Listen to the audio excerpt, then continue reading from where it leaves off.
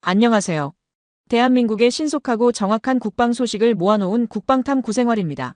구독, 좋아요, 알림 설정에 깊은 감사드립니다. 최근 영국군의 레이저 고주파 무기가 엄청나게 효과적인데요. 표적에 포착된 드론 2대가 단 몇 초 만에 추락시킬 수 있습니다. 요즘 전쟁에서 핫한 드론 대응 무기입니다. 단순히 통신을 방해하는 기존 방식에서 벗어나 전파를 이용해 드론 내부 전자부품에 직접 손상을 입히는 방식으로 작동합니다. 개발진은 무선 주파수 지향성 에너지 무기는 원거리에서 전자장비를 무력화할 수 있다는 점에서 진가를 발휘한다고 밝혔습니다. 사거리는 최대 1km에 달하며 다수의 드론을 동시에 무력화할 수 있는 성능을 갖추고 있습니다. 한 번 발사에 드는 비용은 10펜스, 우리 돈 약 189원으로 뛰어난 가성비도 장점입니다. 고출력 레이저를 이용한 요격 시스템도 주목받고 있습니다. 실전 배치를 앞둔 영국 외에도 인도는 최근 3.5km 거리의 드론을 레이저로 격추하는 데 성공했습니다. 이 역시 한 번 요격에 드는 비용이 1만원에서 2만원 수준으로 저렴합니다. 미국과 러시아 등은 드론을 요격하는 전용 드론을 개발하는 데도 박차를 가하고 있습니다. 각국이 이처럼 드론 대응에 사활을 거는 이유는 기존의 대공 미사일 체계로는 저비용 드론을 감당하기 어렵기 때문입니다. 후티 반군의 2,000달러짜리 자폭 드론을 요격하기 위해 200만 달러짜리 미사일을 발사한 미 해군 사례가 대표적입니다. 반면 드론 개발 측도 진화하고 있습니다. 북대서양조약기구 나토 무인 시스템 실무그룹은 1인칭 시점, FPV 드론, 더 자율적으로 작동하는 드론 등 새로운 기술이 등장하면서 위협이 계속 진화하고 있다고 분석했습니다. 드론 기술에 인공지능까지 접목되면서 머지않아 전쟁의 양상이 완전히 달라질 것이라는 전망도 나오고 있습니다. 그렇다면 영국과 비교했을 때 한국의 방공망은 어떨까요? 우리 군 역시 첨단 기술을 도입한 실전 중심의 훈련을 통해 현대전에 대응하는 전력 강화를 가속화하고 있습니다. 군은 전투력 향상을 위한 무인 전력 개발과 더불어 적드론 위협에 대응하기 위한 안티드론 기술 확보에도 힘을 쏟고 있습니다. 공군은 지난 2주간 진행되는 대규모 한미 연합 공중훈련 프리덤 플래그에서 유무인기 연합작전 수행 등 변화하는 전장 환경에 적응하는 훈련에 집중하고 있습니다. 최근에는 6세대 전투기 설계 및 제작 단계에서 속도를 내며 주목할 기술적 진전을 이뤄내고 있습니다. 몇 달 전 북한이 살포한 이른바 쓰레기 풍선에 대한 대응 수단으로 레이저 무기가 새로운 해법으로 부상하고 있습니다. 북한이 띄우는 풍선은 보통 1에서 3개 단위로 묶여 있으며 하단에는 약 10kg의 폐기물이 담긴 비닐봉투가 매달려 있습니다.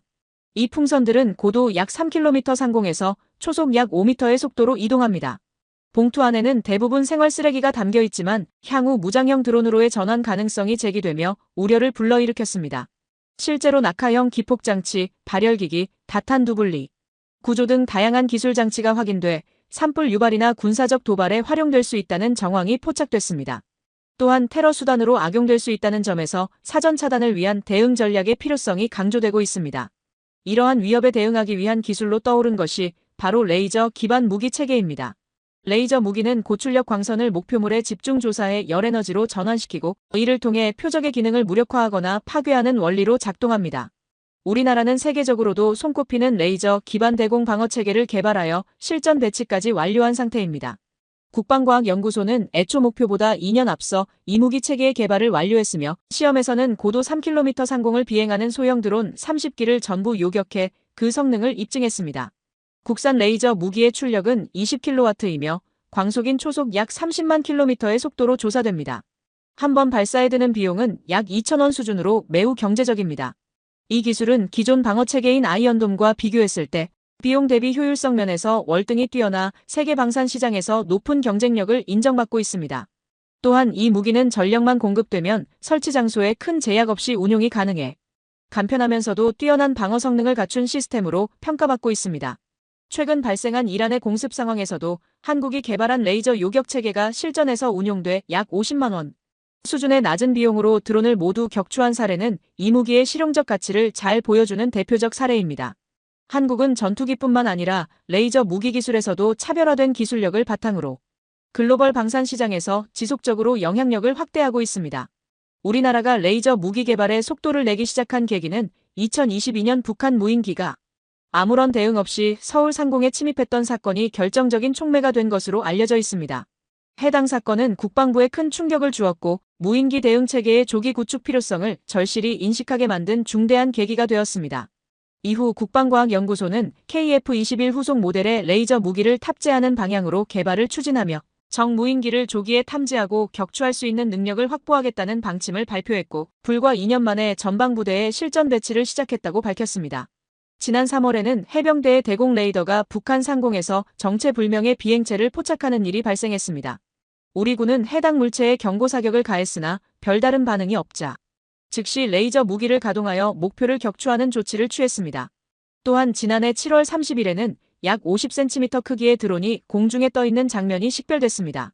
이 드론은 상용 제품인 DJI 팬텀 4 모델로 플라스틱 소재로 제작된 기체였습니다. 해당 드론은 불규칙한 비행 경로를 보였으며 레이저 대공무기 블로거는 목표를 향해 광선을 조사했습니다. 충청남도 태안에 위치한 국방과학연구소 안흥 시험장에서 실시된 이 시연은 방위사업청이 국방부 출입기자단을 초청해 진행한 행사였습니다. 레이저 광선은 육안으로 거의 식별되지 않았지만 발사된 지 1초도 지나지 않아 드론이 화염에 휩싸이며 떨어졌고 건물 지붕에 부딪히며 큰 충격음을 발생시켰습니다. 시연 종료 후 군 관계자는 해당 레이저가 드론과 약 1km의 거리에서 발사되었다고 설명했습니다. 드론의 재질이나 비행거리 등에 따라 조사 시간이 달라질 수 있지만 일반적으로 10초 이내에 목표를 무력화할 수 있는 것으로 알려졌습니다.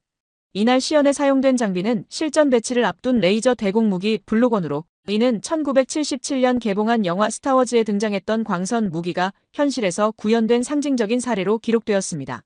이어 10월 4일 충남 계룡대 활주로에서 열린 육군 지상군 페스티벌 전력화 장비 전시 행사에서는 이 블로건 장비가 일반 대중에게 처음 공개되었습니다. 이 무기 체계는 하늘 천과 빛광을 결합한 천광이라는 명칭으로 불리며 소형 무인기나 드론을 고출력 레이저로 요격할 수 있는 최첨단 방어 수단으로 주목받고 있습니다. 천광 시스템은 적 드론을 레이더로 탐지하고 추적한 뒤 고온의 레이저를 발사해 약 섭씨 700도 이상의 열을 가해 내부 엔진을 손상시키는 원리로 작동합니다. 현재 이 장비는 출력 20kW급으로 북한에서 침투하는 소형 무인기를 대응하기에 충분한 전력을 갖추고 있습니다. 이러한 특성 덕분에 천광 시스템은 그 강점이 뚜렷합니다. 전력만 확보되면 즉시 운용 가능하며 한 번의 발사 비용이 약 2,000원 수준으로 매우 경제적입니다. 이 무기 체계는 고가의 기존 방공 전력인 20mm 벌컨포, 30mm 차륜형 대공포, 휴대용 지대공 미사일 신궁, 중거리 유도 무기 천궁 등을 사용하지 않고도 효과적인 방어가 가능합니다. 참고로 신궁이나 천궁 미사일은 한 발당 수억 원에 이르는 고가의 장비로 알려져 있습니다. 천광은 표적에 직접적인 피해를 주는 하드킬 방식의 레이저 기반 무기 체계입니다. 하드킬 방식은 광에너지를 열에너지로 변환시켜 직접적으로 목표물에 손상을 입히는 원리입니다. 이에 반해 소프트킬 방식은 광에너지를 활용해 물리적 파괴 없이 상대의 전자장비 기능을 약화시키는 방식입니다. 또한 이 무기는 탄약이나 폭약을 사용하지 않기 때문에 낙탄으로 인한 2차 피해 위험이 없으며 인구가 밀집된 지역에서도 안전하게 운용할 수 있는 특징이 있습니다. 게다가 천광 체계는 최전방 지역에서도 즉각 대응할 수 있는 높은 작전 유연성을 지니고 있습니다. 운용 시 소음이 거의 없고 광선도 육안으로 보이지 않기 때문에 은밀한 작전에 유리한 조건을 제공합니다. 다만 기상 상황이 나빠질 경우 이 무기의 성능이 일부 제한될 가능성이 있습니다. 레이저는 기후 변화에 취약하기 때문에 비, 눈, 혹은 짙은 안개 상황에서는 광선이 분산되거나 굴절되어 명중률이 저하될 수 있습니다. 레이저 무기의 성능을 결정짓는 가장 핵심적인 요소는 출력입니다. 출력이 높을수록 타격 가능한 목표의 종류가 다양해지고 파괴력 또한 증가하게 됩니다. 현재 실전 운용 중인 레이저 대공무기의 출력은 주로 드론, 요격용으로 20에서 60kW 수준에 머무르고 있습니다. 전문가들의 분석에 따르면 대전차 미사일을 방어하려면 최소 100kW급의 출력이 요구되며 순항 미사일을 막기 위해서는 300kW, 전투기나 지상 전력을 무력화하려면 메가와트급 이상의 출력이 필요하다고 합니다. 출력이 증가할수록 대응 가능한 위험 유형이 확대되고 작전 활용 가능성도 넓어지게 됩니다. 방위사업청은 현재 고정식 레이저 무기 블록원의 출력을 2030년까지 점진적으로 향상시키는 계획을 세우고 있으며 블록2 모델을 통해 항공기, 전투함, 지상차량 등 다양한 플랫폼에 장착 가능하도록 개발을 진행 중입니다. 아울러 2028년까지 블록3 개발을 완료하고 출력 역시 100kW 이상으로 끌어올릴 방침입니다. 군은 먼저 지난해 12월 서울 상공 방어를 목적으로 도심 GOP 건물에 20kW급 고정형 레이저 대공무기 블록원을 실전 배치한 바 있습니다. 이 조치는 2022년 북한 무인기의 서울 침입 사건과 최근의 유해물질, 풍선 살포 등 점차 정밀해지고 있는 북한의 도발에 대응하기 위한 방편입니다. 레이저 무기가 본격적으로 실전에 도입되면 전장 환경의 판도를 바꾸는 게임 체인저로서의 역할을 할 것으로 전망됩니다. 현재 한국이 운용 중인 레이저 시스템은 초속 약 30만 킬로미터의 속도로 목표를 정밀하게 타격할 수 있으며 중력이나 대기 저항의 영향을 거의 받지 않아 매우 강력한 전력으로 평가되고 있습니다. 특히 블록3 무기는 국산 전투기 KF-21에 탑재될 가능성이 커지며 이에 대한 관심이 집중되고 있습니다. 더불어 KF-21의 전체 무장체계 역시 레이저 기반 기술 중심으로 개편될 가능성이 제기되고 있으며 훈련 장비의 국산화도 활발히 추진되고 있는 상황입니다. 전자전 항공기의 경우 현재는 미국과 프랑스를 포함한 일부 국가만 보유하고 있는 가운데 지난해 9월 방위사업추진위원회에서 전자전기 블록 1 개발이 공식 승인되며 한국의 방산 기술력이 다시 한번 입증되었습니다. 전자전기는 적의 레이더 및 통신 신호를 탐지해 이를 무력화시키는 임무를 수행하는 항공기로 대표적인 예는 미국의 EA-18G 그라울러입니다. 그라울러는 세계 최고 수준의 스텔스 전투기인 F-22와의 가상 교전에서 강력한 전자전 능력을 발휘해 격추에 성공한 바 있으며 이로 인해 미 공군 관계자들 사이에 큰 충격을 안겨준 전력이 있습니다. 한국형 전자전 항공기 또한 그라울러급의 성능을 갖춘 기체로 개발될 계획입니다. 방위사업청은 전자전기 확보를 통해 장거리 교란 작전 수행 능력이 확보되면 아군 전투기의 생존성과 연합, 작전 수행 능력이 크게 강화될 것이라고 설명했습니다. 전자전기 개발은 1단계로 약 8년간 진행될 예정이며 2032년경 일부 정보가 민간에 공개될 것으로 기대됩니다. 현재 개발 진행 속도를 고려할 때 완성 시기가 당초 예상보다 앞당겨질 가능성도 있다는 전망이 나오고 있습니다. 한국군은 전파 교란 장비와 전자전 시스템을 기반으로 적의 방공 레이더를 무력화할 수 있는 KF-21 기반 전자전기를 자체 설계 중이며 해당 기술의 발전 속도 역시 빠르게 증가하고 있습니다. 이에 대해 미국 CNN은 한국의 KF-21 전투기를 단독으로 보도하며 한국이 글로벌 방위산업 강국으로 도약하고 있다고 평가했습니다. 보도 내용에 따르면 KF-21 보라매는 4.5세대급 전투기로 세계 주요 초음속 전투기 생산국 반열에 올랐다고 소개되었습니다. 또한 KF-21은 작전 효율성과 가격 측면에서 미국의 F-35보다 뛰어날 가능성이 있으며 향후 글로벌 수출 시장에서도 강력한 경쟁력을 갖출 것으로 예상됩니다. KF-21은 현재 국산 부품 비율이 70%에 이르며 항공기 제작 이력이 짧은 한국으로서는 매우 인상적인 성과로 평가받고 있습니다. KF-21은 개발 초기 단계부터 미래 전장 환경을 고려해 설계되었고 최근 시행된 연계 델타 비행 시험을 통해 우수한 시스템 확장 능력을 입증했습니다. 국방과학연구소는 현재 비공개 시험을 통해 KF-21에 장착될 다양한 특수 무기의 성능을 꾸준히 확인 중입니다. 한국항공우주산업은 자율항공기의 핵심 요소인 인공지능 분야에 대대적인 투자를 진행하며 미래 무인 전투기 시대를 선도하려는 행보를 이어가고 있습니다. 최근 카이는 쉴드 AI와 손잡고 AI 자율 비행 기술 검증 절차에 본격적으로 착수했습니다.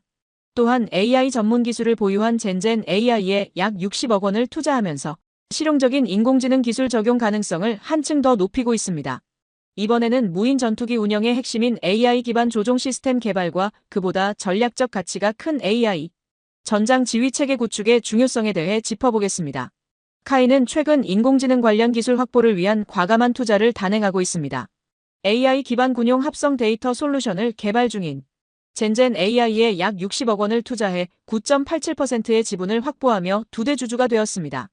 2022년 창립된 젠젠 AI는 실제 환경에서는 수집이 어려운 데이터를 고정 밀고속으로 생성할 수 있는 생성형 AI 기술을 보유한 기업입니다. 이 회사는 우수한 기술력을 인정받아 2024년 방산혁신기업 100선 중 AI 분야에 포함되었고 CC 2025에서는 젠젠 스튜디오라는 합성 데이터 플랫폼으로 AI 혁신상을 수상했습니다. 카이는 이번 지분 참여를 통해 고품질 합성 데이터를 안정적으로 공급받고 향후 공중 전투 환경에서 필수적인 AI 기반 조종 기술을 더욱 정교하게 발전시킬 계획입니다. 특히 젠젠 AI의 기술을 활용함으로써 데이터 수집 시간을 최대 90% 줄이고 비용도 절반 이상 절감하여 AI 학습의 효율성과 정확도를 크게 끌어올릴 수 있을 것으로 기대되고 있습니다. 카이는 자동 목표 식별 기능이 탑재된 AI 조종 시스템을 구축하기 위해 젠젠 AI가 제공하는 다양한 합성 데이터를 적극적으로 활용할 계획입니다. 자동 표적 식별 기술이란 사전 학습된 정보를 기반으로 목표를 자동으로 인식하고 아군과 적군을 식별하며 감시 및 정찰 임무를 수행하는 인공지능 기반 기술을 의미합니다. 젠젠 AI는 다양한 센서 조건뿐만 아니라 기상 변화, 시간대, 계절 등 환경 요소의 변화는 물론 폭발이나 격추와 같은 수집이 어려운 특수 상황, 데이터를 포함해 정밀한 AI 모델 개발을 위한 기반을 제공하고 있습니다. 카이 대표는 미래 전장 환경에 대비해 AI 조종 기술 수준을 신속히 끌어올릴 계획이라며 이 과정에서 젠젠 AI의 기술력이 핵심적인 역할을 하게 될 것이라고 밝혔습니다. 최근 카이는 차세대 공중 전투 시스템 구축을 목표로 1,025억 원 규모의 대규모 투자를 단행하며 다양한 첨단 기술 분야에서 기술 기반을 빠르게 확장하고 있습니다. 카이는 미래 전장 대응 역량을 강화하기 위해 AI 기술을 핵심 전략으로 삼고 있으며 AI 빅데이터 전문 기업 코난, 위성 영상 분석 회사 메이시아, 의사결정 지원, AI 솔루션 업체 펜진 등 유망 스타트업에 연이어 투자하면서 독자적 AI 기술 인프라를 구축해가고 있습니다. 또한 최근 카이는 자사에서 개발 중인 AI 조종 기술의 공식 명칭을 국민 공모전을 통해 카일럿으로 선정하며 국민과의 소통에도 힘을 기울이고 있습니다. 카이는 무인 항공기의 자율 비행 기술 시험 및 검증을 위해 관련 작업에 본격 착수한 상태입니다. 지난 19일 카이는 미국의 차세대 전투기 플랫폼 X-62 비스타 프로젝트에 참여한 쉴드 AI와 정식 파트너 계약을 체결했다고 밝혔습니다. 이보다 앞선 5일에는 쉴드 AI의 자율 비행 AI 소프트웨어 하이브마인드 엔터프라이즈 사용 계약을 완료했습니다. 이번 계약은 쉴드 AI의 국내 공식 파트너사인 퀀텀 에어로를 통해 3자 협약 형태로 진행된 것입니다. 쉴드 AI가 개발한 HME는 드론과 무인 항공기가 스스로 임무를 수행할 수 있도록 설계된 고성능 자율 비행용 소프트웨어입니다. 카이는 이 소프트웨어를 기반으로 자사가 개발 중인 AI 조종 시스템의 자율 비행 성능을 실증하고 이를 자사의 다목적 무인기 AAP 소형 기종에 탑재해 실제 상황에서 검증할 예정입니다. 이를 통해 카이는 AI 조종 시스템 개발 일정을 앞당기고 전반적인 기술 수준을 끌어올리겠다는 전략을 세우고 있습니다. 또한 카이 소속 기술자들은 약 4개월 동안 미국 샌디에이고에 위치한 쉴드 AI 본사에서 현장 교육을 받고 소프트웨어 적용 방안에 대한 협의를 진행할 계획입니다. 또한 KF-21은 작전 효율성과 비용 측면에서 미국의 F-35보다 우수할 가능성이 있으며 향후 세계 수출 시장에서도 강력한 경쟁력을 확보할 것으로 전망됩니다.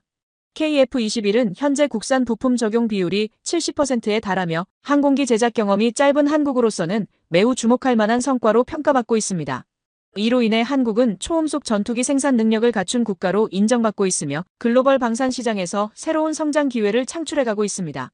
KF-21은 초기 개발 단계부터 미래 전투 환경을 고려해 설계되었으며 최근 실시된 연계 델타 비행 시험을 통해 우수한 시스템 확장성을 입증했습니다. 국방과학연구소는 현재 비공개 시험을 통해 KF-21에 탑재될 각종 특수무기의 성능을 지속적으로 검증하고 있습니다.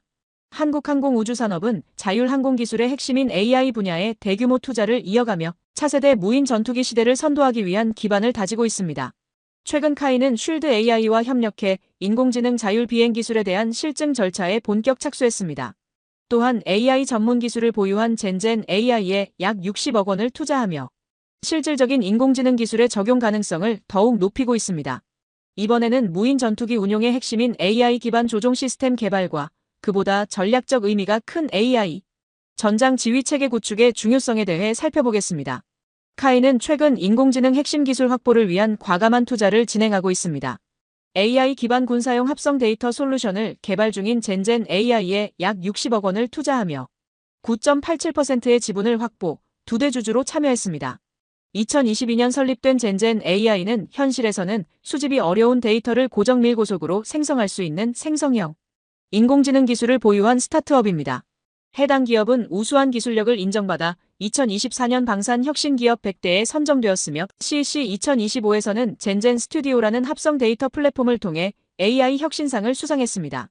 카이는 이번 지분 참여를 통해 고품질 합성 데이터를 안정적으로 확보하고 향후 공중 전투 환경에서 필수적인 AI 기반 조종 기술의 정밀도를 한층 끌어올릴 방침입니다. 특히 젠젠 AI의 기술을 활용함으로써 데이터 확보 시간을 최대 90% 단축하고 비용도 절반 이상 절감하여 AI 학습 효율성과 정밀도를 대폭 개선할 수 있을 것으로 기대되고 있습니다. 지난해 카이는 소형 다목적 무인기에 AI 조종 기능을 적용해 자동 항법, 장애물 회피, 표적 식별 등 핵심 기능을 실제 비행 환경에서 테스트하겠다는 계획을 공개했습니다. 또한 작년 출시가 예정되어 있던 AIP 플랫폼에도 AI 조종 시스템이 적용되어 본격적인 운용 준비가 진행 중입니다. 카이의 무인 전투기 개발 사업은 체계적인 로드맵에 따라 단계적으로 추진되고 있습니다. 현재 개발 중인 다목적 무인기 AAP는 카이가 전액 자체 자금으로 개발 중이며 전장 3.1m, 날개폭 2.2m, 중량 150에서 250kg 수준의 소형 제트형 무인기로 설계되었습니다. 이 무인기는 최고 속도 마하 0.6 수준으로 설계되었으며 지난해 내 첫 시험 비행을 목표로 개발이 진행되고 있었습니다. AAP는 다양한 임무를 수행할 수 있도록 설계된 다기능 무인기로 상황에 따라 타격, 전자전, 감시정찰, 기만 등의 임무를 수행할 수 있는 장비를 탑재할 수 있습니다. 카이는 먼저 KF-21 전투기의 유무인 연동 데이터 링크 기술을 적용한 후 이를 AAP와 연동해 운용하는 NACS-1 체계를 구축 중입니다. 이어지는 NACS-2 단계에서는 AAP뿐만 아니라 무인 전투기, 위성 시스템까지 통합해 작전 체계를 확장할 예정입니다.